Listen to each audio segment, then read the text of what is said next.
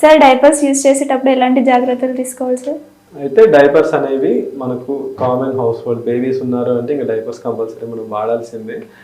So ఇద్దరు parents working ఉన్నప్పుడు busy ఉన్నప్పుడు ఇంకా డైపర్స్ వాడాల్సిన పరిస్థితి వస్తుంది.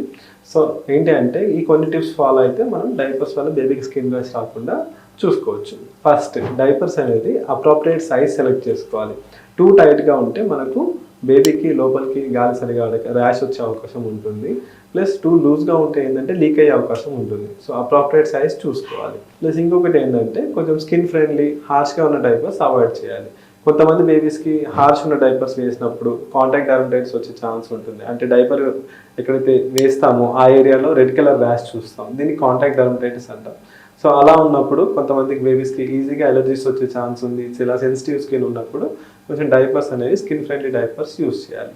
ఇంకొకటి ఏమిటి అంటే డైపర్స్ అనేవి మనము ఫ్రీక్వెంట్గా చెక్ చేస్తూ ఉండాలి. ఒకవేళ బేబీ మోషన్ వెళ్ళింది లేదా యూరిన్తో ఫిల్ అయిపోయింది చాలాసేపు అలా వదిలేసామంటే ర్యాషెస్ వచ్చే అవకాశం ఉంటుంది. ప్లస్ యూరిన్ ఇన్ఫెక్షన్ కూడా వచ్చే అవకాశం ఉంటుంది.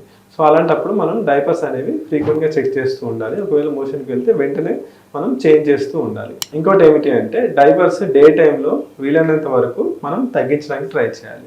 నైట్ టైం స్లీప్ డిస్టర్బ్ అవుతుంది కాబట్టి అప్పుడు యూస్ చేయవచ్చు. డే టైంలో కొంత సమయం డైపర్ ఫ్రీ పీరియడ్ కూడా బేబీకి పెట్టాలి. సో ఒకవేళ బేబీకి డైపర్ ర్యాషెస్ అయితే డైపర్ ర్యాష్ క్రీమ్ అప్లై చేశాక డైపర్ వేయడానికి ఉంటుంది. So thank you.